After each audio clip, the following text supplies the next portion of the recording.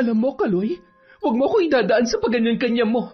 Hindi ka naman nagsasabi kung ano nangyayari sa'yo. Anong gusto mo? Hulaan kung tumatakbo sa isip mo? Alam mo, kung wala kang itinatago, hindi ka naman magkakaganyan eh. Ano? Nabababae ka? Meron bang iba? Nakikiusap ako sa'yo. Tama na, Ann. Kung alam mo lang kung paano ko pinagsisisihan ng gabing yon, hindi na kaya ng konsensya ko. Kaloy, huwag ka kasing praning. Dahil sa inaasta mo, lalo lang mahalata ng asawa mo. Tsaka, wala namang mawawala sa'yo kung pagbibigyan mo ulit ako. Wala namang makakaalam. Mag-iingat tayo. Sige na. Alam mo naman kung ano mangyayari kapag iniwasan mo ako. Alam mo, hindi ako nagbibiro. Kayang-kaya kong sirain ang pamilya mo. Isang text o tawag lang sa asawa mo, wala ka ng pamilyang uuwian. Pwede ba? Tumigil ka na nga sa kakasis sa akin. Teka sandali, ano ba yan? Ang kati talaga. Aray, ang sakit ng tiyan ko. Ang hapde at sobrang kati ng balat ko. Kaloy, tulungan mo ako. An, may mga nana at uudang. Teka, bakit ang lalim ng sugat mo dito sa likod? Ang lansa at... Taon 2011, Quezon. Bandang 9:00 ng gabi, pagkaparada ng kani-kanilang jeep, matapos ang halos mahigit 12 oras na pamamasada, masaya pa ring nagkukwentuhan ang magkaibigan na sina Abner at Kaloy. Hawak na rin nila ang pera na pamboundary kay Mike, ang operator ng jeepney na kanilang pinamamasada. Halos 1 dekada na sila sa kanilang trabaho. Ang bilis ng panahon, no? Parang kailan lang mula nung ipinakilala mo ako kay Boss Mike. Oo nga eh. Bagong kasal lang kayo ni Maring Karen nun. Magsasampung taon na rin yung panganay mo. Oo nga, pre. Buti na lang talaga at swerte din tayo sa tiyuhin mo. Wala naman ako masabi sa kabaitan niya sa akin. Talagang mabait at matulungin lang si Tito Mike. Ganun talaga. Ano ba naman ang gagawin niya sa pera niya kundi ipantulong at, syempre, pinambababae. Siraulo ka talaga. Baka mamaya marinig ka nun. Nako, malabo. Busy yun sa bago niyang kinakasama eh. Ganun ba? Mukhang dito na nga umuwi. Nagsasama na pala talaga sila. Oo, batang-bata pa, no? Parang niya na ngang anak eh. Siyempre, papatulan niya talaga si boss. Gwapo na, may pera, tapos napakabait pa. Mukha namang hindi lugi si Tito Mike. Kaso, bata pa eh. Siguradong maghahanap pa rin yan ng mas bata at alam mo na. Ay nako, luko-luko ka talaga. Kung ano-ano na naman yung pumapasok dyan sa utak mo. Baka pati yung chick niya pag-interesan mo ha. Napakasilosa pa naman ang asawa mo. Ito naman, masyadong pagod boy. Oy siya, ikaw nang ulirang asawa. Alam mo, ganito lang ako, maloko magsalita pero hindi ko magagawang magloko o mambabae. Hanggang tingin lang tayo, tama na yun. Ayoko masira ang pamilya ko dahil lang sa mga pansamantalang kaligayahan. Hindi ba? Sakit lang sa ulo yan. Hayaan na natin si Chong. Malay mo seryosohin siya ng chick niya at mapangasawa niya yun. Ay nako, mahirap tumanda na may pera ka nga pero wala naman mag-aalaga sa'yo. Ay nako, totoo yan. Iba pa rin yung may asawa ka na dadamay at makakasama mo talaga. Halika na, iabot na natin tong boundary natin ngayon. Ay, nakakapagod. Buti na lang talaga, daming pasahero kapag may pasok. Oo nga eh, kaso bawing-bawi naman sa lintik na traffic na yan, tsaka sa pagtaas ng krudo. Yan ang hindi nakakapagtaka. Habang nag-uusap ang dalawa, patungo sa may balkonahe ng magandang bahay ng kanilang amo na hindi gaanong kalayuan sa garahehan ng jeep na kanilang ipinapasada araw-araw. Natatanaw nila ang noon ay tila ba masayang nagkukwentuhan na sina Ann at Mike habang may mga nakapatong na bote ng beer sa may katamtamang laking babasaging mesa. Han, mukhang nakakarami ka na. Baka mamaya makatulog ka na dyan sa kinauupuan mo. Ang bilis mo pa namang malasing. Sa akin pa nga lang, lasing na lasing ka na eh. Sino ba naman ang hindi malalasing kapag ganito kasarap steak kagandang nasa harapan ko?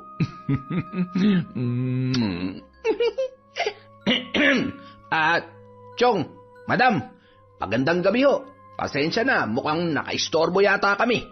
Iabot lang namin tong boundary namin ngayong araw. Aba, talagang nagkasabay kayo ngayon, ha? Akin na, kumusta naman ang pamamasada? Wala naman bang aberya? Maayos naman ho at ingat na ingat ho tayo sa pagmamaneho at alagang-alaga ang jeep natin, Boss Mike. Dapat lang, malaking bagay kung iingatan nyo yan dahil dyan kayo kumikita araw-araw. Basta ako, masaya na nakakatulong sa inyo. Buti na lang at maingat kayo lalo na at alam nyo naman, abala ako sa iba ko pa negosyo. Oo nga po. Sige ho, mauunan na kami at mukhang nakaistorbo na kami sa inyo ni Paring Abner. Hindi naman. Nagkakatuwaan lamang kaming dalawa. O siya, mag-ingat kayo pa uwi. Saan ba nakaparada yung motor ninyo? Ay, nandun rin ho sa may garahe. Sige po, Chong. Huwag pong sosobra, ha? Hindi na ho makabubuti sa inyo yan. Sira ulo ka talaga.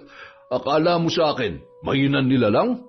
Napailing-iling pa si Kaloy sa sinabing yun ni Abner. Sabay tumingin sa noon ay nakikitawa rin na si Ann.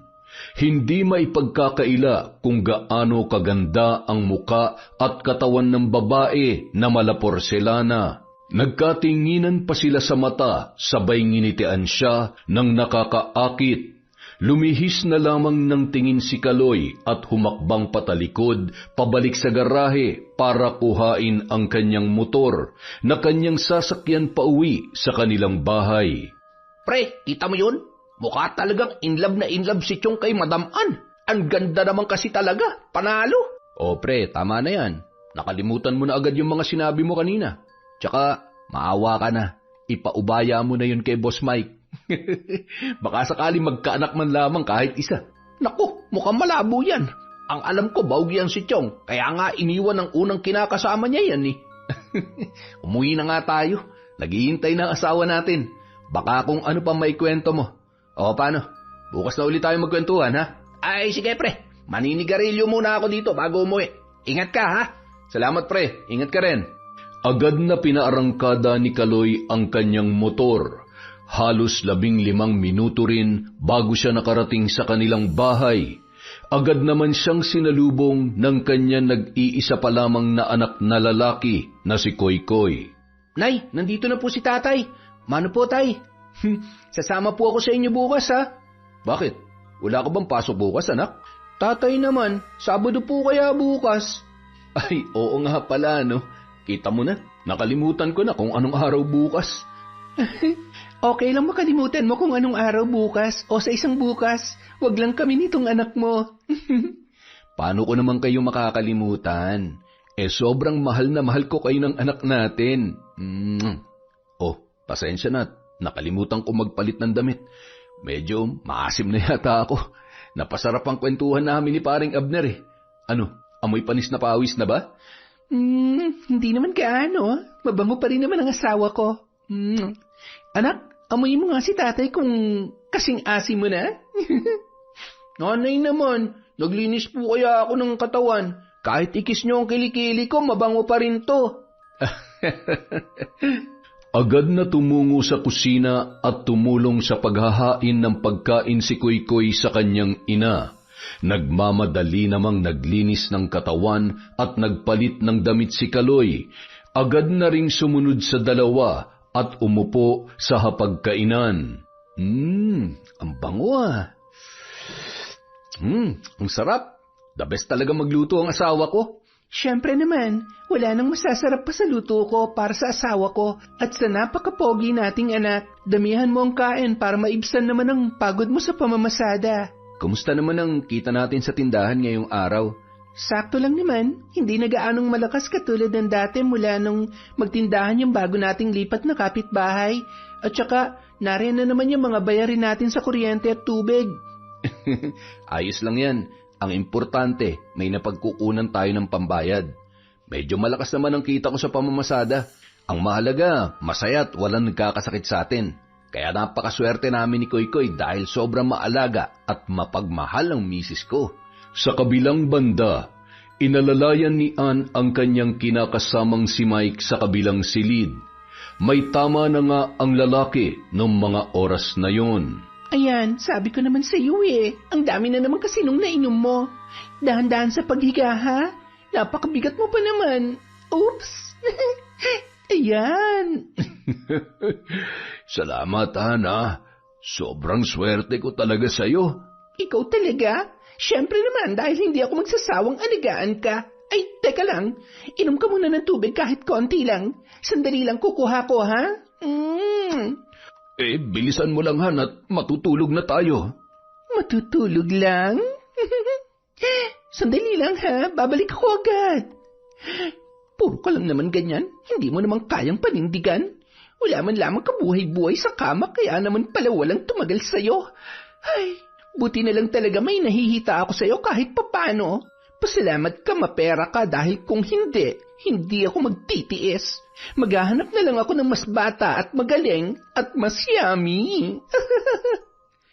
Matapos kumuha ng tubig, may kung anong kinuha yon sa kanyang bulsa at binudburan ang inumin ni Mike. Pagkatapos, nagmadali na yung pumasok sa kwarto. Nandito na ako. Inom ka muna, Han. Dahil siguradong pagkatapos ng gagawin natin, mauuhaw ka lalo. Di ba? Ito na yata ang pinakamasarap na tubig na nainom ko. Pero syempre,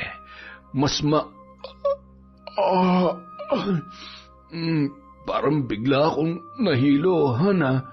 Ha? Bakit? Ano ba naman yan? Paano na tayo niyan? Teka, ayusin natin yung unan mo. Ayan, nahihilo ka pa rin ba? Hoy, Han! Yon, di tulog ka na ngayon. Paano ba yan? Alis muna ako at babalik din ako kaagad, ha? Alam ko namang mabibitin lang ako sa'yo, kaya... sleep well, Han. Agad na nagpalit ng damit ang dalaga at nag-ayos ng kanyang sarili.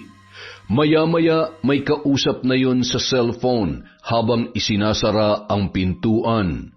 Gamit niya pa ang kotse ng kanyang kinakasama na si Mike. Don't worry, Han. Iingatan ko naman to. Oy, Patrick, siguraduhin mo na ready ka na, ha? Papunta na ako dyan. See you. Bye! Ilang minuto lamang, pumarada na yon sa tapat ng isang may katamtamang laking bahay. Agad naman siyang sinalubong ni Patrick, ang isa pang kasintahan ng dalaga. Taraya! Asensado ka na talaga. Tinangay mo na ba yan? Baliw, mahal na mahal niyang kotse na yan. Hiniram ko lang. Tara na sa loob. Alam mo naman kung anong pinunta ko rito. Natural. Tsaka wala namang iba nakakapagpasaya sa'yo kundi ako lang. Kaya nga kahit hiwalay na tayo ako pa rin itong binabalik-balikan mo. Huwag ka nga masyadong kampante. Feeling mo naman. Ay, ang sabihin mo, mukha ka lang talagang pera. O ayan, para naman siguradong ganahan ka. Grabe ka naman. Alam mo, gusto at mahal pa rin naman kita. Ikaw lang naman to nagdesisyon na sumama dun sa gurang na yon. Kesa naman sa'yo, hindi naman tayo mabubuhay sa ganito lang. Katulad mo, pareho lang tayo ng gusto. Kailangan natin ng pera. Magpasalamat ka na lang dahil hanggat natutugunan mo ang pangangailangan ko, makikinabang at makikinabang ka sa kung anong meron ako ngayon. Kaya, bilisan mo na, kailangan ko makauwi bago magising yung matandang yon. Bandang 1:00 na ng madaling araw nang makauwi si Ann. Naligo pa yon bago tumabi sa kama kung saan tulog na tulog pa rin si Mike.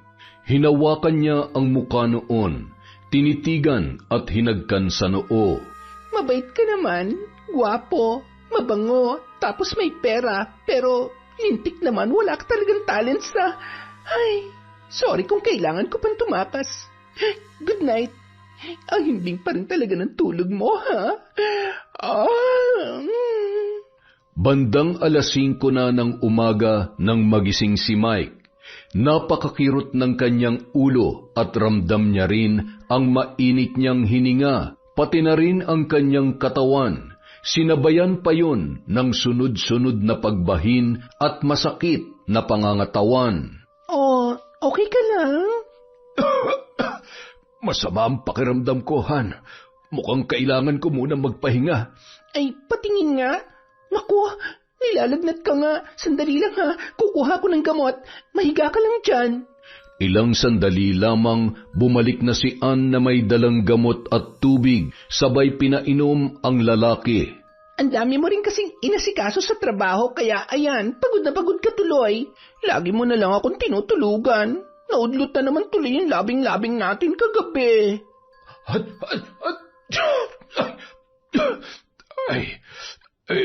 Pasensya ka na. Nakatulog na pala ako kagabi. Hindi ko na masyadong maalala eh. Ikaw na munang bahala. Kapag hinahanap ako ng mga driver, ikaw na munang kumausap sa kanila, ha? Bihira lang ako magkasakit, kaya lang talagang inaabot minsan ng 1 linggo bago ko makabangon. Huwag ka mag-alala, dahil ngayon, nandito na ako. Maaalagaan na kita, at sisiguraduhin ko na gagaling ka kaagad. Remember, kailangan mong bumawi sa akin kapag magaling ka na, ha? Oo naman, pinapangako ko yan. Samantala, magkasamang dumating sa garahehan ng jeep, sakay ng motor ang mag-amang sina Kaloy at Koykoy. Oh, sumakay ka na dyan sa jeep, anak. Papasada na tayo. Mukhang ang aga ng ninong Abner mo, ah. Wala na yung jeep na pinapasada niya. Oo nga po, tay. Lagi po ba siyang mas maagang bumibiyahe kesa sa inyo? Ay nako, ngayon lang anak. Baka may planong umuwi na maaga mamaya ninong mo. O siya, sakay na't nang makarami tayo ngayong araw. Nagpalingon-lingon pa ang bata sa mga kabahayan na naroroon. Tay, ang gaganda po talaga ng mga bahay na nandito, no? Tsaka ang lalaki pa, lalo na po tong kay Mang Mike. Kapag malaki na po ako at may trabaho na, gusto ko po ganyan din kalaki ang ipapagawa kong bahay para sa atin. Tapos, bibilhan ko rin po kayo ng mas bagong jeep, yung sa inyo na po talaga. Ang bait naman talaga ng anak ko. Thank you anak ha. Basta galingan mo lagi sa klase at sipagan mo pa mag-aral hanggang sa makatapos ka. Pag-iipunan natin ang pangmatrikula mo sa kolehiyo para siguradong magkaroon ka ng maayos na trabaho at matupad mo ang buhay na pinapangarap mo. Buong maghapon hanggang 7:00 ng gabi ay dagsa ang pasahero. Nang mapansin ni Kaloy na panay hikab na ang kanyang anak, naisip niya na tumigil na sa pamamasada. Nang makarating sila sa garahe, "Swerte ka talaga anak. Akalain mo kahit Sabado napakarami pa rin pasahero.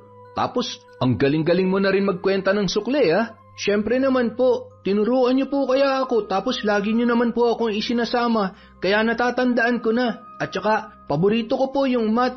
Pareho po tayong dalawa, tay. Teka, iihi lang po muna ako ha. Dito niyo na lang po kaya ako hintayin sa motor natin. Ay, sige anak, kunin mo na rin yung ibang gamit sa jeep. Yung maliit na bag na dala natin kanina at yung lalagyan ng tubig, ha? Opo, tay. Sige na po at ihing-ihi na po talaga ako. Nagmamadali naman na tumungo si Kaloy sa bahay ni na Mike. Sa tarangkahan pa lamang ay nakita niya na nag-aabang si Ann. Napakatamis ng ngiti nito at litaw na litaw ang kagandahan sa kabila ng medyo may kadilimang ilaw sa kanilang balkonahe. Magandang gabi po, madam. Si Boss Mike po. Nagpapahinga na sa kwarto. Masama ang pakiramdam kaya sa akin mo na lang iabot yung pera. Kakaalis lang din ni Abner. Upo ka muna. Mukhang pagod na pagod ka sa maghapong pamamasada. Gusto mo bang ikuha kita ng maiinom? Tinapay? Hindi na po. Ito na po yung pera, madam. Uuwi na po ako kaagad kasi...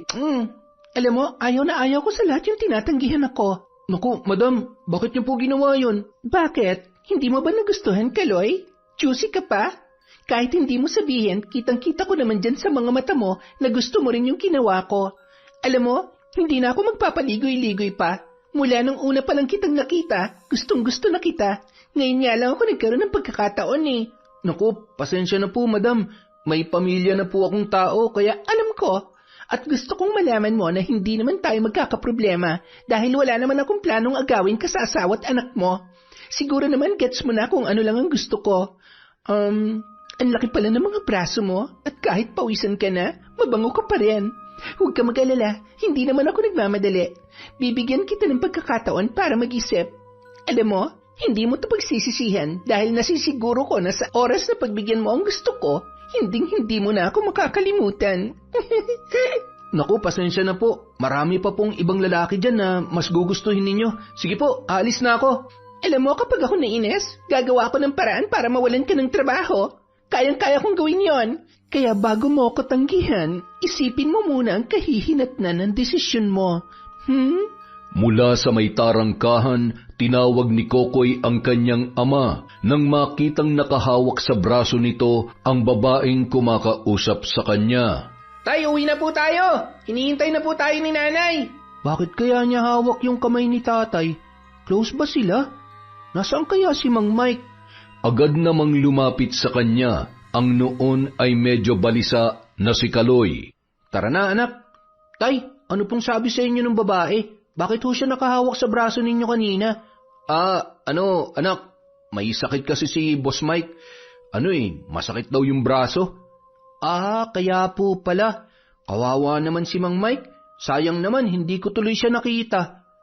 Agad naman nang umalis ang mag-ama sakay ng kanilang motor. Nang makarating sa bahay, tila balisa pa rin si Kaloy. Umupo siya ng matagal sa sofa at nakatingin lamang sa isang direksyon. Oh, ano nangyari sa'yo? Okay ka lang ba? Tay, kanina pa po kayo sa biyahe walang imik. Masama rin po bang pakiramdam nyo tulad ni Boss Mike? Hindi naman anak. Medyo napagod lang ako at medyo gutom na rin. Nakaluto ka na ba, mahal? Oo, maghahain na ako. Pahinga muna kayo at kakain na tayo. Ano bang nangyari kay Boss Mike? Kasi po, sabi nung magandang babae na kausap ni tatay, may sakit daw po. Magandang babae? Sino naman yon? Sino magandang babae ang tinutukoy ng anak mo? Tsaka, bakit nakikipag-usap sa'yo? Hindi ba naikwento ko na sa iyo yun? Yung tungkol sa bagong kinakasama ni boss? Maganda pala talaga. Opo, Nay, maganda. Maputi, tsaka ang iksi po ng suot. Yung short niya, hanggang dito po, tapos yung damit niya, hanggang dito lang. Tapos kitang-kita po yung... Anak, mabuti pa ikuha mo na ako ng tubig. Ang dami mong sinasabi, mamaya kung ano na naman ang isipin ng nanay mo. Mahal, hindi ko tiningnan yon, ha? Paano hindi mo tiningnan? Kausap mo nga kanina. Bakit parang masyado ka yatang defensive? Ikaw ha? Baka pinupormahan mo rin yon, umayos ka. Mahal naman, sa tingin mo ba ipagpapalit kita sa kung sinong babae lang? Sabihin na nating tama si Kokoy na maganda yon o kung ano paman. Basta para sa akin, ikaw lang ang maganda. Asawa kita at sobrang mahal na mahal kaya kita. Kain na tayo, gutom na talaga ako O siya, tara na sa kusina. Basta wag na wag ka mambababae ha. At nako, naghahanap ka lang ng sakit ng ulo. Kokoy anak, kumusta? Napagod ka ba? Hindi naman po, Nay, pero nagugutom na po ako. Ano po ba niluto nyo? Siyempre, alam kong uuwi kayong gutom na gutom kaya nagluto ako ng paborito nyong sinigang. Wow! Salamat, Nay! Tay, paramihan tayo ng kain. Oo ba? Kaya mo bang higitan ng kain ni tatay? Ha? Masayang naghapunan ang pamilya habang patuloy sa pagkukwentuhan. Pagkatapos, nanood muna sila ng telebisyon bago natulog. Kinabukasan, maagang naghanda ng almusal at pambaon ni Kaloy ang kanyang asawa. Hindi sumama si Kokoy dahil sasamahan niya magsimba ang kanyang ina. Bago umalis, mahigpit na niyakap ni Kaloy si Karen at hinagkan. Mahal, kinakabahan ako. Parang may hindi ka sinasabi sa akin. Mahal naman, ano ba naman ang itatago ko sa'yo? Pambihira ka naman Hindi ba pwedeng naglalambing lang ako sa mahal kong asawa? Mahal, asawa kita. Ramdam ko naman kapag may hindi ka sinasabi. Oh, tingnan mo ako sa mga mata. Mukha bang may tinatago ako? Mahal, ilang taon na tayong kasal, hindi pa rin buo ang tiwala mo sa akin. Tsaka, ano bang meron? Parang nagiging selosa na rin yata ang mahal ko Teka, mas lalo ba akong gumagwapo? Sira, oo na nga lang. Hindi ako nagseselos at hindi kita pinag-iisipan ng masama. Pakiramdam ko lang, may gusto kong sabihin na hindi mo masabi sa akin. Wala nga.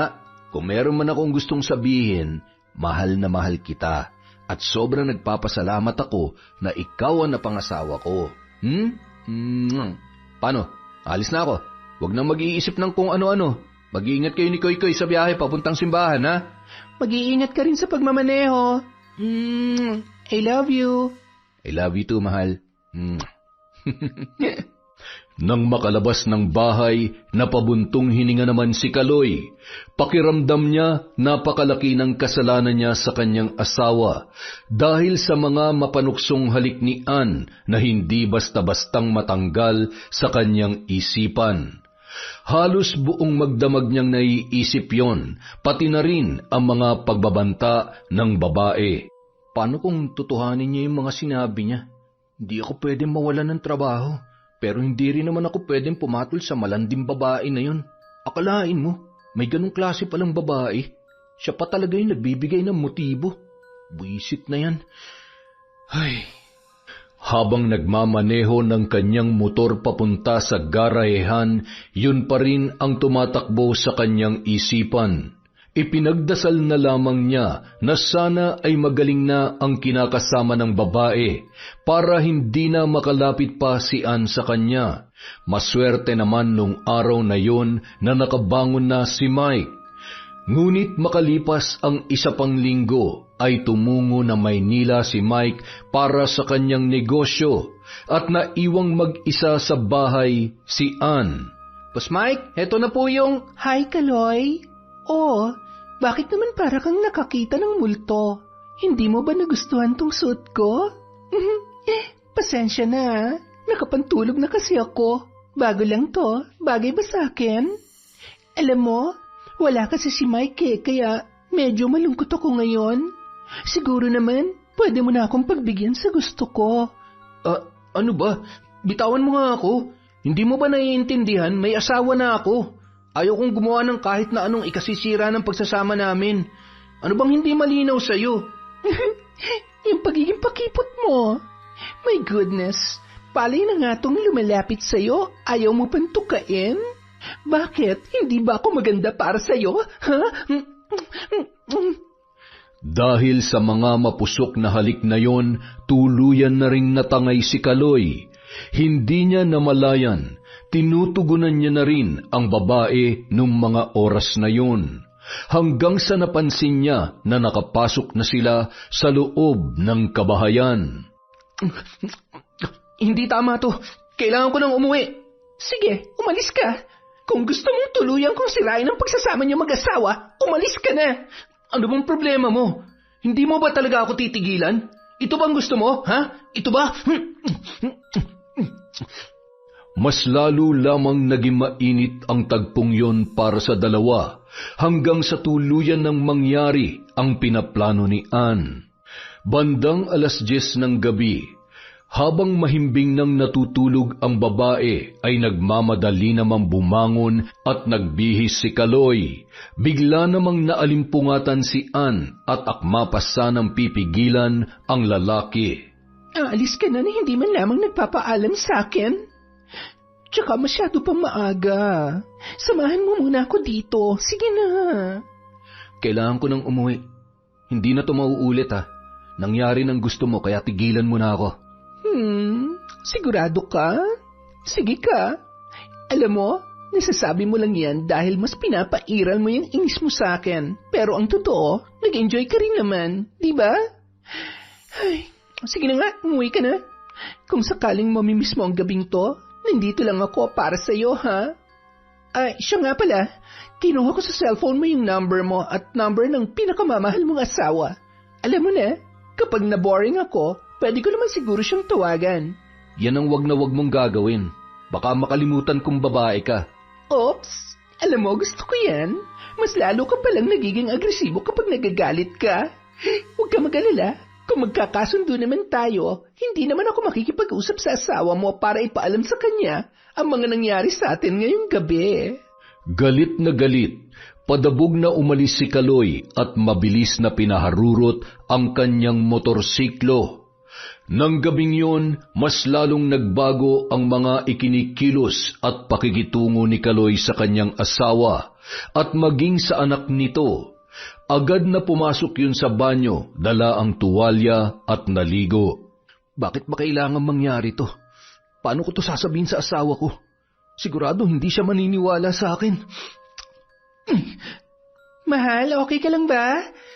Bakit naliligo ka? Pagod ka na sa pagmamaneho. Baka magkasakit ka niyan, mahal. Hindi na sinagot pa ni Kaloy ang kanyang asawa. Napatingin tuloy si Karen kay Koykoy na noon ay nagtataka rin kung bakit nagkakaganoon ang kanyang ama. Ano bang nangyayari sa tatay mo? Hindi ko rin po alam, Nay. Baka po nainitan, kaya yun, gusto maligo. Hintayin nyo na lang po lumabas. Tara na po, maghahain na po tayo at mabilis lang maligo yan si tatay. Paglabas ng banyo, dumiretso na yon sa kusina, na puno ng katahimikan ang gabing yon. Si Karen naman nakikiramdam lamang sa kanyang asawa. Ganun din si Koykoy na noon ay palipat-lipat ang tingin sa kanyang ama at ina. Ano ba nangyayari sa kanila? Magkagalit ba sila? Nag-away ba sila kagabi? Agad na tumayo si Karen na noon ay parang naluluhana sa inis. Anak, ikaw na magligpit ng pinagkainan, ha? May gagawin lang ako. Hindi niyo pa po natatapos yung kinakain niyo, Nay. Ubusin niyo po kaya muna. Ibigay mo na lang sa pusa, anak. Nawala na ako ng gana. Ano na naman ba? May ginawa na naman ba akong masama? Intik naman, oh. Pagod na nga sa trabaho, pag-iisipan pa ng kung ano-ano. Alam mo, Kaloy, huwag mo akong dinadaan sa paganyan-ganyan mo, ha? Hindi ka naman nagsasabi ng kung ano nangyayari sa'yo, eh. Anong gusto mo? Hulaan ko kung anong tumatakbo sa isip mo? Alam mo kung wala kang itinatago, hindi ka naman magkakaganyan, eh. Ano? Nambababae ka? Meron ka bang iba? Ilang ulit ko bang sasabihin sa'yo? Wala. Bakit bang kulit mo? Dahil hindi ako manhid. Alam ko, ramdam ko na nagsisinungaling ka. Ang dumi-dumi ng utak mo. Visit na yan. Nay, Tay, huwag po kayo mag-away. Nasa harapan po tayo ng pagkain. Pasensya ka na, anak. Kumain ka na lang dyan. Agad na tumalikod si Karen at pumasok sa kwarto at isinara ang pintuan. Sumunod naman si Kaloy at kinatok yun. Mahal, buksan mo to. Pasensya na, pagod lang ako. Eh di magpahinga ka dyan sa sofa. Ayaw mo bang pag-usapan to na maayos? Sorry na sa mga nasabi ko. At kung napagtaasan kita ng boses. Kung hindi ka rin naman magsasabi ng totoo, huwag na lang tayo mag-usap. Mahal naman. Wala naman kasi akong... Iyaan nyo na lang po muna si nanay. Kung gusto nyo po, doon na muna kayo sa kwarto ko. Sasamahan ko po si nanay. Ayaw ko pong natutulog siya nang umiiyak eh. Anak, galit ka rin ba sa akin? Hindi po ako galit sa inyo, Tay. Pero hindi ko po gusto na sinisigawan nyo si nanay. Hindi naman po kayo ganyan sa kanya eh. Hindi nyo na po ba mahal si nanay, ha, Tay? Anak, mahal na mahal ko nanay mo. Nabigla lamang ako kanina. Hayaan mo, bukas kapag kinausap niya na ako, hihingi ako ng tawad sa kanya. Sorry anak ha, hindi na to mauulit pa. Mula nung gabing yun, hindi nag-uusap ng maayos ang mag-asawa. Tuwing darating si Kaloy mula sa pamamasada, nagkukulong ng kwarto si Karen. Si Koykoy ang naghahain sa kanyang ama at nagliligpit ng pinagkainan. Makalipas ang ilang araw. Ay, ang lakas naman ng trip ng nanay mo. Para namang napakalaki nung kasalanan ko. Paano kami magkakaayos kung iiwasan niya na lang ako? Ay, mga babae talaga, oo, kapag tinutoyo. Siya nga pala, Sabado na naman bukas. Sasama ka ba, anak? Hindi na po muna siguro, Tay. Tutulungan ko na lang po si nanay sa pagtitinda. Ay, sige, ikaw ang bahala. Magkampihan na kayo na nanay mo. Alata namang nagtatampo ka rin sa akin eh. Ako lang ba talaga may kasalanan? Labo nyo naman. Ako na nga dyan. Kaya ko naman maghain at magligpit ng pinagkainan ko. Ayun nga pala yung pera, ibigay mo yun sa nanay mo. Baka sakaling mabawasan yung init ng ulo niya. Hindi na lamang umimik pa si Kokoy. Maging ang bata ay napapansin rin na hindi ganun kung umasta ang kanyang tatay, lalo na kapag pagod yun. Yun din ang unang pagkakataon na nagsagutan ang kanyang mga magulang sa kanyang harapan. Pagkaalis ni Kaloy, siya namang dating ni Nanay Lourdes na may dalang isang piling na saging. Oh, ilaga mo itong manibalang na saging. Ay teka, tumingin ka nga sa akin. Anong nangyari dyan sa mga mata mo? Umiyak ka ba? Ay, wala ho to, Nay. May mga iniisip lang ho ako, at saka Nanood ako na nakakalungkot na palabas kagabi. Ay, ganun ba? Parang hindi naman mamamaga ang mga mata mo ng ganyan dahil lamang sa mababaw mong dahilan. Ngayon ka pa ba maglilihim sa akin? May mga nangyayari ba na hindi ko nalalaman? Pasok na ho muna kayo. Doon na lang po tayo mag-usap at baka may makarinig pang tsismosa dyan. Eh di pilipitin mo, di kaya putulan mo ng dila. Aba, hindi uubra sa akin yung mga ganyan. Nang makapasok sa loob ng bahay, muling nag-usisa si Aling Lourdes. Ay, Nay, ang totoo, may problema po kami ngayong mag-asawa. Mahigit 1 linggo na yata kaming hindi nag-uusap. Pakiramdam ko kasi may ibang kinalolokohan ng asawa ko. Bakit hindi mo siya tanungin? Nay, mahirap makipag-usap sa sinungaling at ayaw umamin. Ginawa ko na po yan. Nagalit pa nga at napagtaasan pa ako ng boses. Alam mo yun, halatang guilty na may ginagawa talagang masama. Kahit naman hindi siya umamin, marami pang paraan para malaman kung may tinatago talaga siya. Sundan mo, bakuran mo kung kinakailangan. Hindi solusyon na hindi kayo mag-uusap. Alam mo, kapag nagsisinungaling ang kausap mo, huwag mong ipapahalata na hindi ka naniniwala para malaya mong malaman ang katotohanan. Ay, at saka, huwag ka na magtaka kung may babae nga ang asawa mo. Araw-araw siyang namamasada at maraming makikitang tukso sa kalye, lalo na sa mga pasahero. Gwapo kaya malakas ang loob naman babae. Ay, sabi ko sa'yo, huwag ka mag-aasawa na masyadong gwapo nang wala kang maging kaagaw. Nay, gwapo man o pangit, magloloko ko magloloko. Kesa naman pangit na nga, niloloko pa ako tapos magiging kamukha pa ng anak ko. Kung sakali maghiwalay kami, at least may gwapo kong anak. May punto ka naman dyan. Ay, anak nga kita. Pero Karen, kung sakaling may babae nga ang asawa mo, anong gagawin mo? Hahayaan mo na lang ba na masira ang pamilya mo nang dahil sa lintik na babaeng haliparot na yon? Nay, hindi ko alam kung anong gagawin ko sa oras na mapatunayan ko na tama ang hinala ko. Alam ko sa sarili ko na hindi ko nakakayanin pa makisama sa kanya kung sakali. Ginawa kong lahat, Nay. Binitawan kong pangarap ko nang ipinagbuntis ko si Koykoy. Naging mabuting asawa ko sa kanya at ina naman sa anak ko. Kaya kung mambababae siya, lintik lang ang walang kante. Pareho silang mananagot sa akin. Kaya niyo namang gawin yon para sa akin, hindi ba, Nay? Yung babae lang ang babarangin natin, hindi yung asawa mo, at baka pagdating ng huli, ikaw rin ang magsisi. Isa pa, kahit anong mangyari, tatay pa rin siya ng anak mo. Tsaka sa loob ng ilang taon yung pagsasama, naging mabuting ama at asawa rin naman siya. Alam mo, kung sakali man, sinusubukan lamang ng Diyos ang katatagan at katapatan yung mag-asawa. Huwag ka mag-alala, nandito lamang ako at hindi ko kayo pababayaan. Isipin mong makabubuti para sa pamilya mo. Bilang asawa niya, obligasyon mo na protektahan ang sagrado niyong pagsasama. Ikaw ang asawa kaya kahit anong mangyari, ikaw at ikaw lang ang may karapatan sa kanya.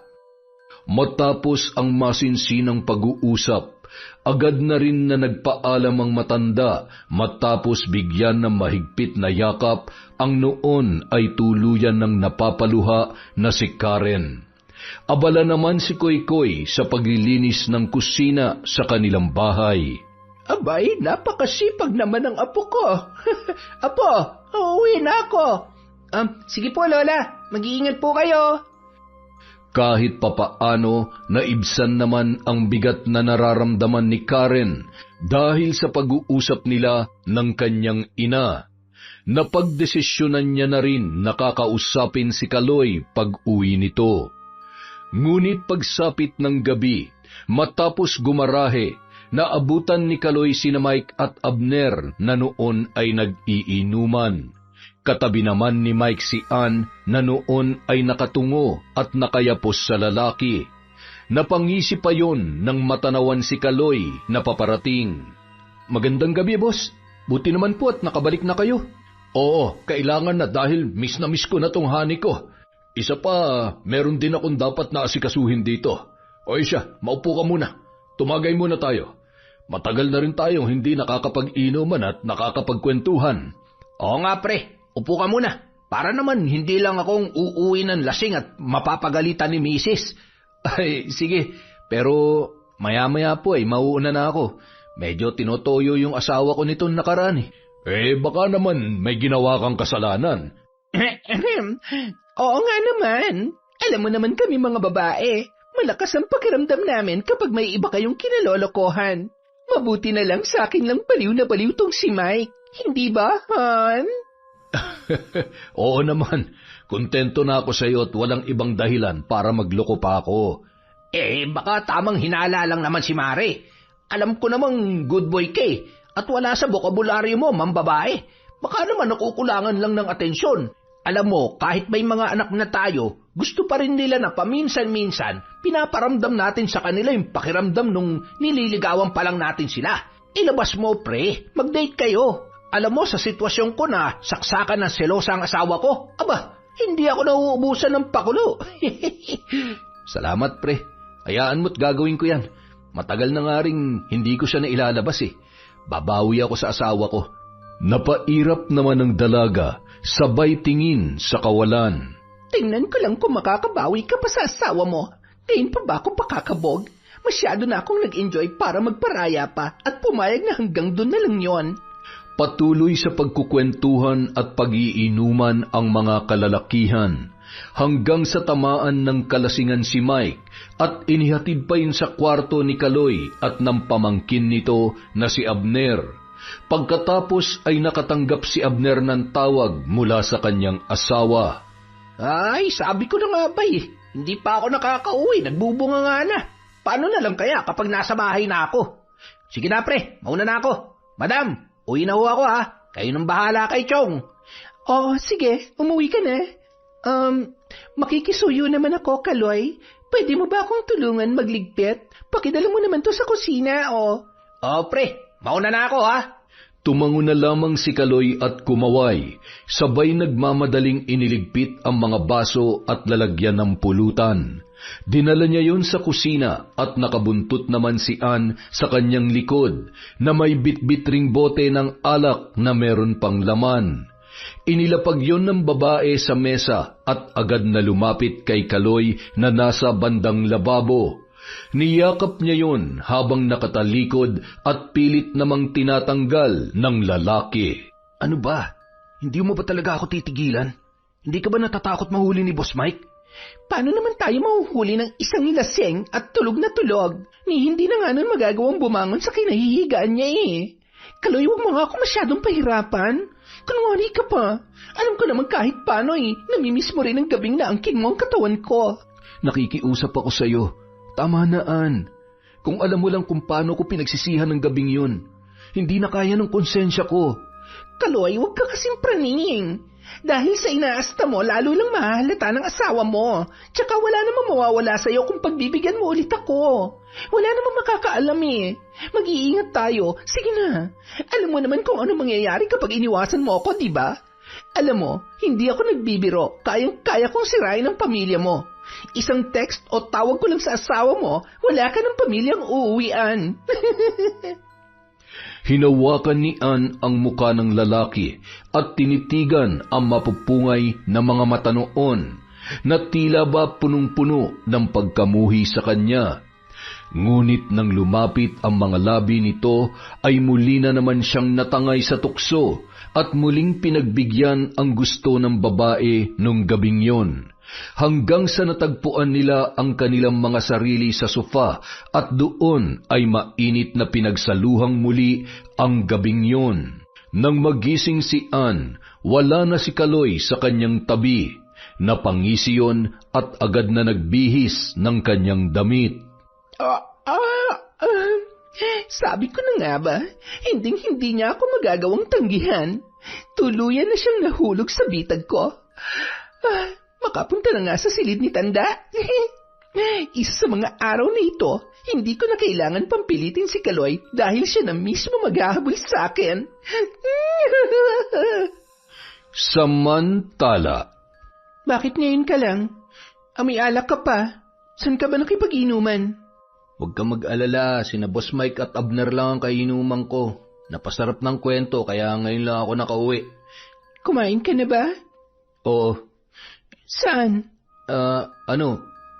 Hindi pa pala pero nabusog naman ako sa pulutan namin. Teka, di ka nagalit sa akin? Hinintay nga kita para mag-sorry at magkausap sana tayong dalawa. Ayaw ko namang kung saan pa mauwi ang simpleng pagtatalo natin. Ay, maupo ka nga muna rito. Mahal, kahit anong mangyari, ikaw lang ang mahal ko.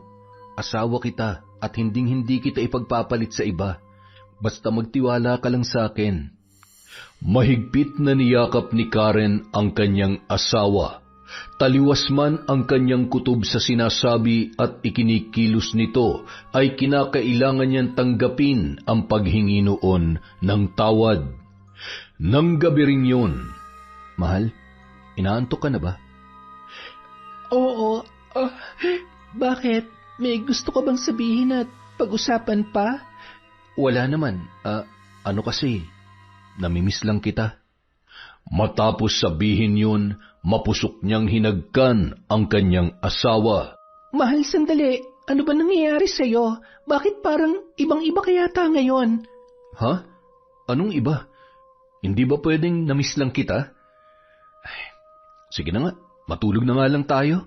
Mahal, hoy. Ito naman, nanibago lang ako eh. Makalipas ang mahigit 3 buwan, naging maayos na ang pagsasama ni Karen at Kaloy.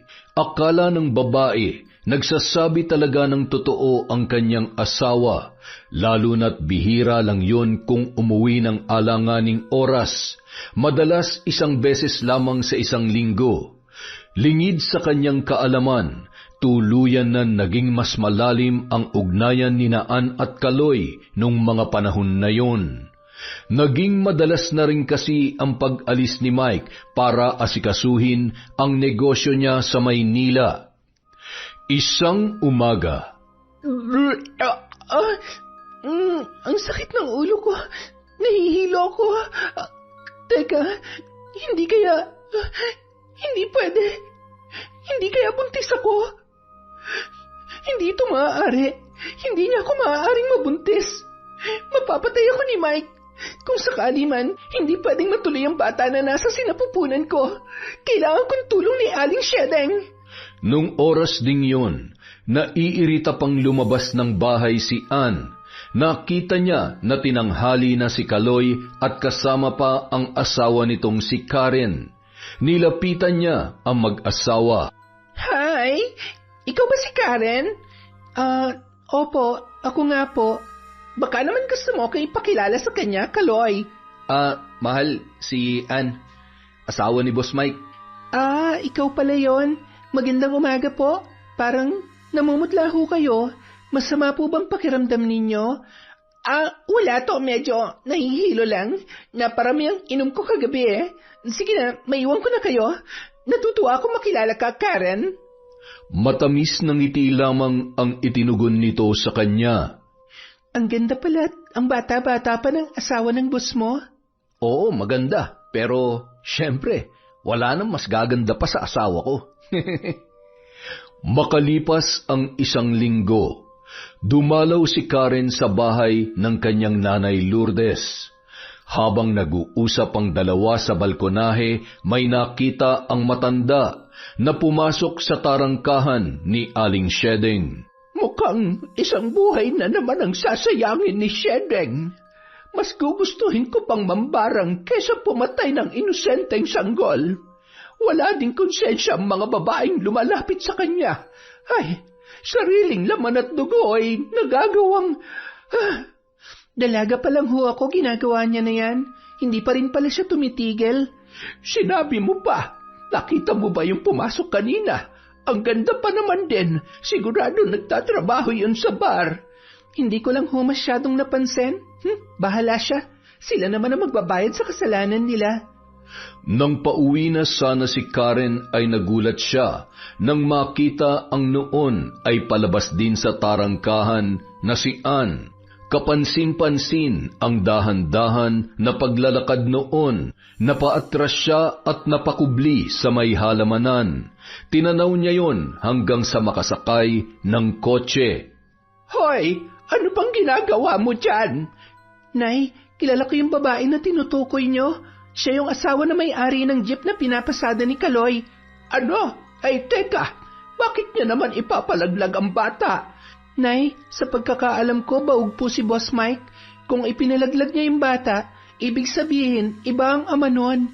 May iba siyang karelasyon maliban kay... Oh, bakit? Bakit parang kinabahan ako bigla? Hindi kaya... Iniisip mo ba na may relasyon ang babae na yun at ang asawa mo? Nay, nung huli ko kasi siyang nakita, nung lumapit siya sa amin, hindi ko masabi kung ano pero... May iba akong naramdaman na hindi ko maipaliwanag. Iba rin yung mga tingin niya kay Kaloy, lalo na sa akin. Ay, mahirap magbintang pero kailangan mong malaman ang totoo. Alamin mo at kailangan makita mismo ng dalawa mong mga mata. Huwag mong hayaang niloloko ka ng asawa mo at ako mismo magtatanggal sa kati ng babaeng yon. Kinagabihan, pagdating ni Kaloy ay agad na naghain ng hapunan si Karen. Anak, tawagin mo ng tatay mo at kakain na tayo. Tay, kakain na daw po, sabi ni nanay. Agad naman na tumungo sa kusina ang lalaki. Kapansin-pansin na may malalim yon na iniisip. Kain na, mahal. Anak, maupo ka na. Siya nga pala, kumusta naman si Ann? Si Ann? Yung asawa ni boss? May iba ka pa bang nakakilala? Ay, ano ba naman kasi at sa akin mo siya kinukumusta? Mukha namang okay siya. Okay sila ni boss. Ay, teka, ba't mo nga pala naitanong? Nakita ko kasi siya kanina sa bahay ni Aling Shedeng, yung dating kumadrona na nagpapabalitang pinupuntahan ng mga pokpok para magpalaglag ng bata. Nagtataka lang ako kung sinong ama nung dinadala niya. Kasi di ba nga minsan naikwento mo sa akin na baog yung boss mo? At saka... Kung si Boss Mike ang tatay, bakit niya naman ipapalaglag? Sa tingin mo, may ibang lalaki kaya si Ann? Pakiabot nga yung tubig, anak. Mag-relax ka nga. Nagtatanong lang ako. Kung makareact ka naman, akala mo ikaw yung... Sige na nga, kumain na lang tayo. Hayop ka, Kaloy. Huwag ko lang malaman na ikaw ang ama ng batang ipinalaglag niya at may relasyon nga kayo ng babaeng yon. Hinding-hindi kita mapapatawad. Makalipas ang ilan pang linggo, nagpatuloy sa pagsubaybay sa mga kilos ng kanyang asawa si Karen. Dumating sa punto na nagmamasid na siya sa labas ng bahay at sa mga lugar kung saan posibleng nagkikita ang dalawa. Isang gabi, matapos igarahe ang jeep ay nagulat na lamang si Kaloy nang biglang may yumakap sa kanyang likuran. Ann, anong ginagawa mo dito? Umalis na naman ba si boss? Baka may makakita sa atin. Kahit kailan talaga hindi ka nag-iingat. Anong hindi? Kung hindi ako nag-iingat, edi sana may nakakaalam na sa relasyon natin. Relax ka lang. Gusto lang naman kita makausap. Alam kong masama loob mo dahil sa naging pasya ko. Hindi naman kasi tama na ipalaglag mo yung bata. Anong gagawin ko? Ayaw mo namang iwanan yung asawa mo para sa akin. Tsaka, pareho tayo malilintikan kay Mike. Ay, kalimutan nga natin yon. Basta ngayon, ang gusto ko lang, maramdaman ko ulit ang init ng iyong pagmamahal. Namimiss mo rin naman ako, hindi ba? Ikaw talaga. Lagi mo na lang akong dinadaan sa ganyan. Pumasok pa ang dalawa sa loob ng jeep at sa pagkakataong yon ay hindi na nakapagtimpi pa na sumugod si Karen. Sa noon ay kapwa hubot-hubad na sina Kaloy at Ann. Dumampot yon ng isang kahoy at pinaghampas ang dalawa. Mga hayop kayo! Ang bababoy nyo! Mahal, ano ba? Tama na! Huwag mo ako matawag-tawag na mahal! Tumabi ka at huwag ka makikialam sa gagawin ko sa babaeng yan! Akala mo matatakasan mo ako? Ang kati-kati mo! Hindi ka na nakontento, pati asawa ko ginagapang mo pa! Hindi lang to nararapat sa'yo! Pagsisisihan mo to! Tandaan mo yan! Aray, ano ba? Bitiwan mo ako! Hindi mo lang matanggap na baliw sa akin ang asawa mo. Sorry ha, dahil nasisiguro ko na higit na mas masaya siya sa akin. At talagang proud ka pa. Ano nangyayari dito? Ano to at bakit, Kaloy? Ano ibig sabihin nito? Ano, Kaloy? Bakit hindi mo sagutin ang tanong ni Boss Mike na magkaalaman na? Sa bagay, magaling ka nga palang magsinungaling kaya ako na magsasabi. Siguro naman po, malinaw na sa inyo kung anong nalaman ko. Na itong kinakasama nyo at ang asawa ko ay may relasyon. Marami kayong hindi alam dahil pareho nila tayong niloloko. Han, hindi totoo yan. Huwag ka maniniwala sa kanya. At anong gusto mong paniwalaan ko? Ikaw? Tingnan mo nga yung itsura mo. Hindi ka na nahiya at nakontento sa buhay na meron ka. Nagpapakasarap ka sa pera at kung anong meron ako tapos iiputan mo pa ako sa ulo. Hindi na kita kailangan. Umalis ka na. At ikaw, hayop ka. Pinagkatiwalaan kita. Hindi ako nagdadalawang isip na tulungan ka kapag nagigipit ka. Tapos pati girlfriend ko aahasin mo. Pareho kayong taksil. Ayaw ko na makita ang mga pagmumukha nyo rito. Galit na tumalikod si Mike at pumasok sa kanyang tarangkahan. Agad naman na nagbihis at tumakbo papaalis si Ann at sinundan si Mike para magmakaawa. Ito ba talagang gusto mo? Ang ipahiya ako't mawalan ng trabaho? Ha? Ako pang sinisi mo? Naririnig mo ba ang sarili mo? Alam mo ba kung gaano kasakit ang ginawa mo sa akin? Masakit? Yun nawalan ako ng trabaho dahil sa basta-basta ka nalang sumusugod. Sana hinintay mo man lang ako magpaliwanag. Magpaliwanag? Para ano? Para bilugin ang ulo ko katulad ng ginagawa mo ngayon? Hindi ako tanga. Tapos na tayo. Mula ngayon, kalimutan mo na may asawa ka't anak. Magsama kayo ng kabit mo sa impyerno. Huwag kang uuwi sa bahay hanggat naroon pa kami ng anak mo. Ayaw kita makita at makausap pa. Karen, sandali. Karen! Puisit na buhay to. Nang gabi rin yun, agad na nag-empake ng gamit ang mag-ina. Nay, talaga po bang iiwan na natin si tatay? Ano po ba nangyari? Anak, tsaka ako na lang ipapaliwanag sa'yo. Sa ngayon, kailangan muna nating umalis, ha? Doon muna tayo sa lola mo. Pasensya na, anak. Pero hindi ko na kaya pang makisama sa tatay mo. Kung nagawa niya naman babae ng isang beses, magsinungaling ng paulit-ulit, magagawa niya ulit yon. Mas gugustuhin ko pang igapang na lamang mag-isang pag-aaral mo kesa makasama pa siya. Patawarin mo ko, anak. Sana nauunawaan mo si nanay. Paano niya po nagawa sa atin to, Nay? Huwag na po kayong umiyak. Huwag po kayong mag-alala. Hindi ko po kayo sasaktan katulad ng ginawa ni tatay. Tayo na po. Awang-awa si Koy-Koy sa kanyang ina nung mga oras na yon. Parang dinudurog ang kanyang puso na nakikita na patuloy ang pag-agos ng luha ng kanyang nanay hanggang sa makarating sila sa bahay ng kanyang lola Lourdes. Ano ba nangyari? Nahuli mo na ba? Totoo nga bang, opo, mga hayop sila, mga manluloko? Pareho lang silang sinungaling at walang konsensya. Nandidiri ako kay Kaloy. Napakawalang hiya niya. Ayaw ko, nanay. Hindi ko na ilalaban pa ang kasal namin. Gusto ko na lang makalaya sa kahit na anong nararamdaman ko ngayon. Gusto ko magdusa silang pareho. Tumigil ka na sa kakaiyak. Hindi iniiyak ka ng lalaking katulad niya. Huwag ka mag-alala at ako nang bahala sa mga lintik na yan. Ipaparanas natin sa kanila ang kate at pasakit na hindi kayang kamutin at gamutin. Isang gabi, habang nagluluto ng hapunan si Karen, nakakulong naman sa isang silid si Aling Lourdes. Mayat-maya naman na sumisilip doon si Kokoy. Nay, ano pong ginagawa ni Lola? At bakit parang may lumalabas na usok sa silid niya? Tapos, hindi ko rin maintindihan yung mga sinasabi niya. Anak, hayaan mo lang dyan ang lola mo. Huwag mong istorbohin at baka mapagalitan ka pa.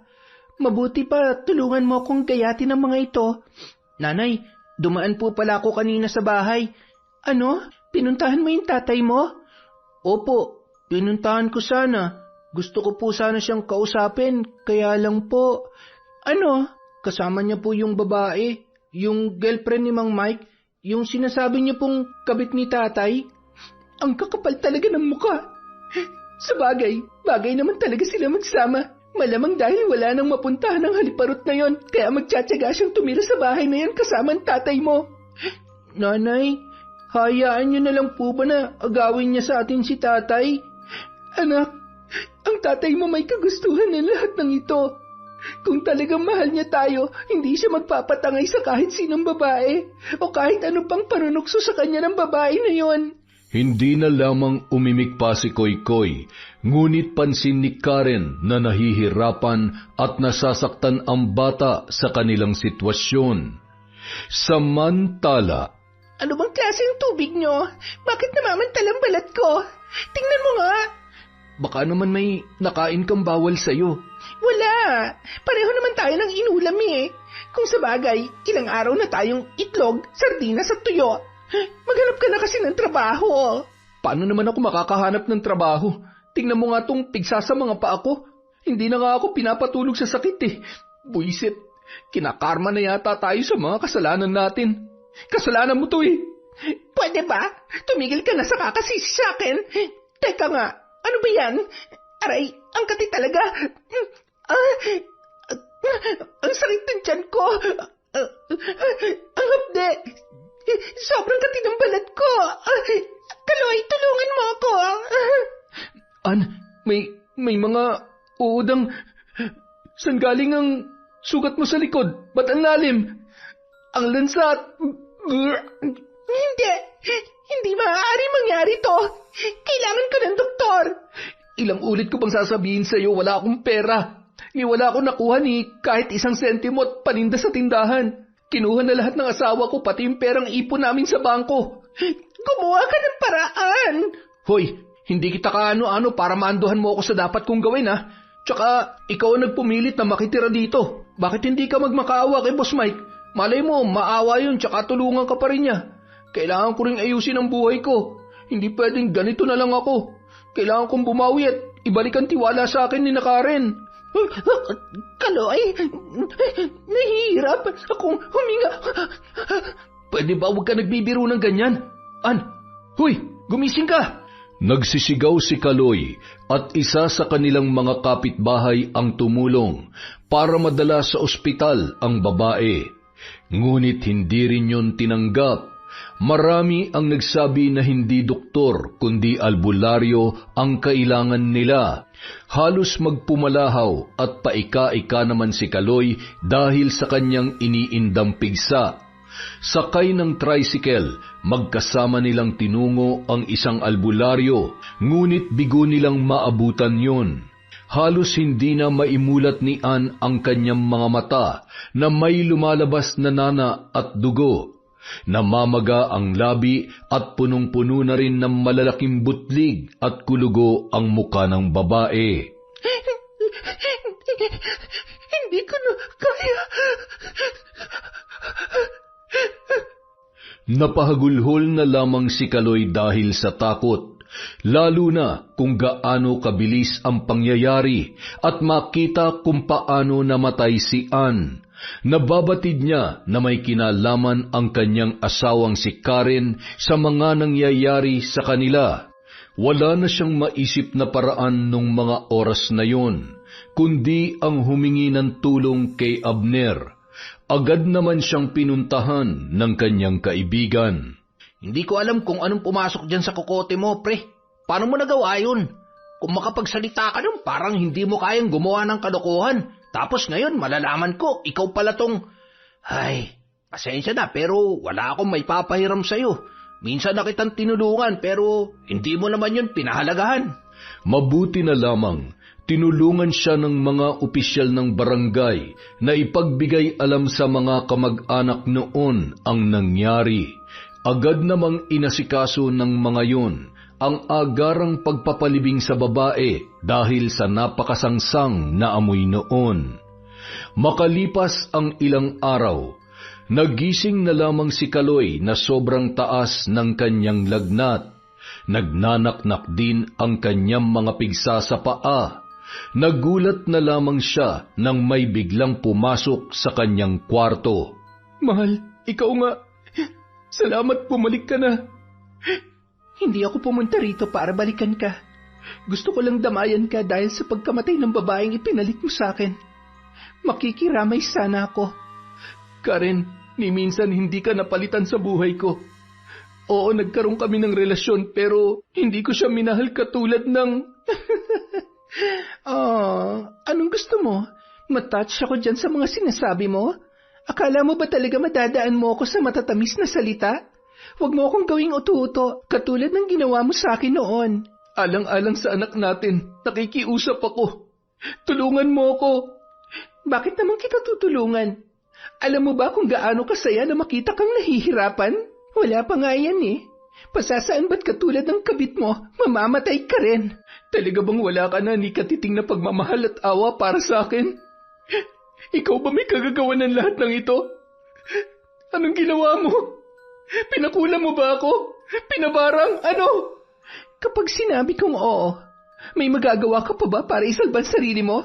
Ha? Magdusa ka! Napakawala mong puso para gawin sa akin to.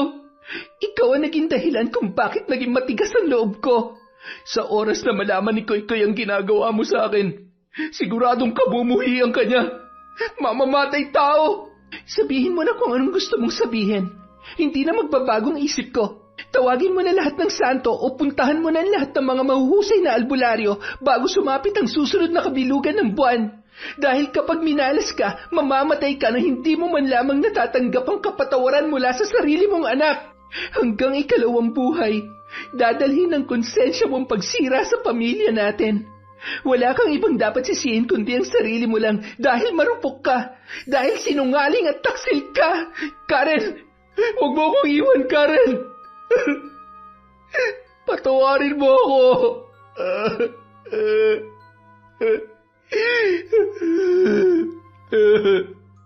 Napangisi lamang si Karen nang marinig ang mga katagang yun. Wala ni katiting na awa. Galit lamang at sakit ang nararamdaman niya nung mga oras na yun.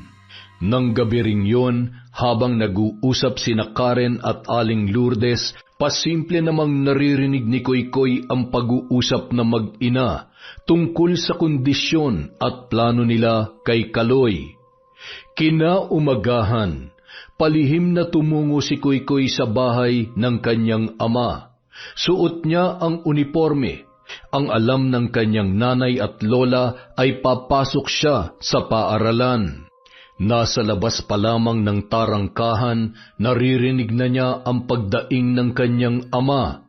Agad siyang tumakbo papasok ng bahay at nadatnan na sumisigaw ang kanyang tatay habang hawak-hawak ang ulo nito. Ang sakit! Hindi ko na kaya! Tama na! Tay! Anak! Tulungan mo ako! Huwag po kayong mag-alala. May albularyo na pupunta rito. Konting taste na lang po, Tay. Pasensya na, hindi ko alam na aabot sa ganito ang galit sa inyo ni Nanay. Sorry po kung hindi ko siya napigilan. Kita mo na, napakasama ng nanay mo. Naiintindihan ko po si Nanay, pero hindi ko naman po hahayaan na mawala kayo sa ganitong paraan. Sa kabila ng lahat, pareho ko po kayong mahal. Kung sakaling hindi na natin maayos to, sana naman manatili pa rin kayong nanay at tatay sa akin. Hindi ko po kaya may mapahamak sa inyo. Mahal na mahal ko po kayo ni nanay, tatay. Habang nag-uusap ang dalawa at mayat-mayang pagdaing ni Kaloy, siya namang pagdating ng albularyo na pinakiusapan ni Koy-Koy na gamutin ang kanyang ama. Hindi madaling tanggalin ang sumpa ng mambabarang na may gawa nito. Kung hindi ko siya mapapasuko, hindi niya tatanggalin ang sumpa sa tatay mo. Masyado siyang malakas, ngunit anong laban niya sa amang makapangyarihan? Isa lamang sa amin na maaari magtagumpay at naway gabayan ako ng Diyos na mapagaling ka. Ano pong mangyayari sa mambabarang kapag nilabanan niyo siya? Maaari kong ibalik sa kanya ang ginawa niya sa kanyang biktima at kung mamalasin, ay maaari niyang ikamatay yon. Po, hindi po pwede. Bigyan niyo lamang po ng pansamantalang lunas si tatay. Ako na pong bahalang kumausap sa mambabarang. Ano? Kilala mo ang mambabarang na ito? Gaano ka kasigurado na mapapapayag mo siya? Basta ako na pong bahala. Maiwan ko na po muna kayo. Ipangako niyo po sa akin na wala po kayong gagawin na kahit ano hanggat hindi po ako bumabalik. Nagmadaling umuwi si Koykoy sakay ng tricycle. At laking gulat naman ng mag-inang sina Aling Lourdes at Karen sa pagdating ng noon ay hangus na si Koykoy. Apo, ano ba't umuwi ka na? Wala ka bang pasok? Nay, Lola, alam ko po magagalit kayo sa akin, pero ang totoo po, galing po ako kay tatay. Alam ko rin po na binarang niyo siya kaya siya naghihirap at nagkaroon ng malubhang karamdaman. Nay, kailangan niyo po bang gumanti sa ganung paraan? Nay, Lola, nakikiusap po ako. Huwag niyo na pong ituloy ang plano niyong pagpatay sa kanya. Bigyan niyo po silang pagkakataon na itama ang mga pagkakamali niya. Kung hindi niyo na ho kayang patawarin si tatay, naiintindihan ko po. Pero huwag niyo naman po hayaan na mawalan ako ng ama ng tuluyan. Hindi naman po may tatama ang pagkakamali niya kapag pinatay niyo siya. Nanay, pakiusap po. Makinig po kayo sa akin. Huwag na po kayong gumawa ng kasalanan dahil lang sa galit at nasaktan kayo. Minahal niyo rin naman po si tatay. Asawa niyo pa rin po siya. Masisisi mo ba ako, anak? Nasaktan ako. Para niya na akong pinatay nung gabing nahuli ko sila ng babae niya. Kapag ipinipikit ko ang aking mga mata, paulit-ulit kong naaalala ang mga nangyari. Paulit-ulit akong nahihirapan at nasasaktan. Naiintindihan ko po, Nay. Mahal na mahal ko po kayo, kaya nasaktan din po ako sa nangyari. Pero Nay, mahal ko rin po si tatay. Ang gusto ko lang, magbago siya at pagsisihan niya yung mga pagkakamali niya. Nay, pangako niyo sa akin na babawiin niyo ni Lola yung sumpa. Lola! Nay! Wala nang nagawa pa ang mag-inang sina Lourdes at Karen, kundi ang yakapin na lamang si Koykoy nung mga sandaling yon, habang naninikluhod para sa buhay ng kanyang ama. Patawarin mo ako, anak. Nasaktan lamang ako. Pero tama ka. Masyado ako nagpadala sa galit. Huwag ka mag-alala. Higit na mahalaga para sa akin kung ano makakabuti para sa'yo. Mahal na mahal kita, anak. Ikaw na lang ang meron si nanay. Patawarin mo sana kami ng lola mo kung inililihim namin ang bagay na ito. Samantala, hindi naman sa pinakikialaman ko ang buhay mo, pero ano bang nagawa mo't umabot ka sa puntong ito? Talaga bang asawa mo may pakana ng lahat ng ito? Babaero ka siguro, ano? Isang beses lang ako nagloko at pinagsisihan ko na yun. Pinagsisihan kasi nahuli ka, hindi ba? Kung hindi ka nahuli, tuloy-tuloy pa rin ang pambababae mo. Tarantado! Ayan, tingnan mo kung gaano kagrabe. Pwede nang ilibing ang kalahating katawan mo. Bulok na, oh. Pati yung pribadong parte ng katawan mo ay hindi pinalagpas. Sa bagay, malamang yan talagang puntiryahin niya. Huwag kasing basta-basta gagawa ng kalokohan. Tulad yan, paano na lang kung hindi siya madaan sa pakiusap ng anak mo? Sa hukay ang bagsak mo. Hindi ako pwede mamatay. Gusto ko pa mabuhay at makasama ang anak ko. Kahit yung anak ko na lang.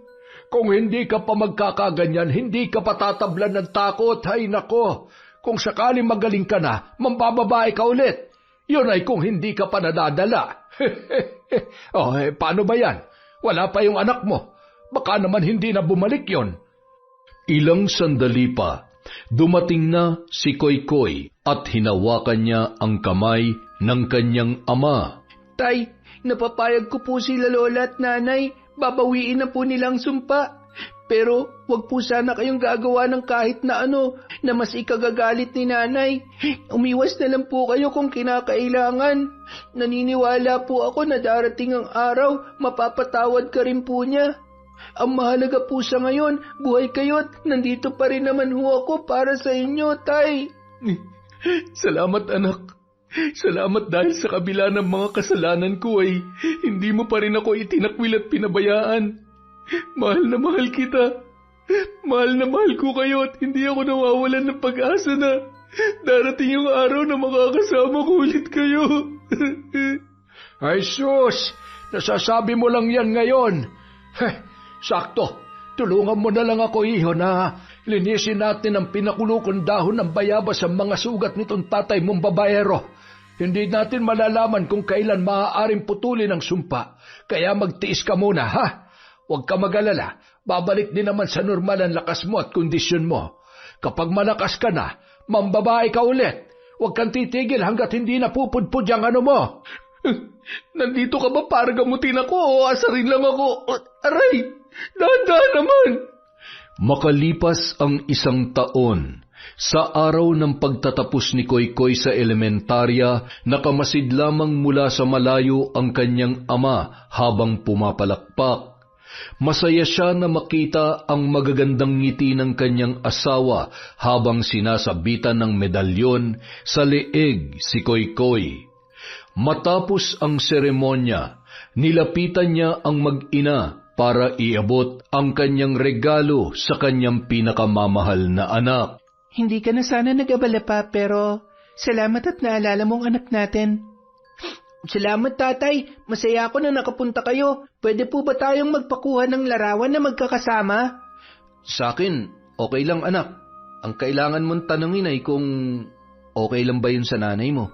Okay lang naman sa akin. Hindi ko naman siguro ikamamatay kung magpapakuha ako ng larawan kasama ang tatay ng anak ko na... Hanggang ngayon ba naman galit ka pa rin talaga sa akin? Hindi ako galit, pero hindi ko makakalimutan ang ginawa mo. Kaya kung iniisip mo na magkakaayos pa tayo, nagkakamali ka. Kaya wag mo na akong tingnan na akala mo naman. Ang sabihin mo, namimiss mo lang ako. Wala naman kasi talaga nagbago sa nararamdaman ko. Habang buhay kong pagsisisihan na nawala kayo sa buhay ko dahil sa isang malaking pagkakamali. Pero, gayunpaman, nandito pa rin ako. Kahit para sa anak na lang natin. Kuya, pakikunan nga po kami ng picture. Yan, salamat. Nagulat na lamang si Karen nang bigla siyang halikan ni Kaloy sa pisngi. Ang lakas talaga ng loob mo, no? Nakakadiri ka, manyak.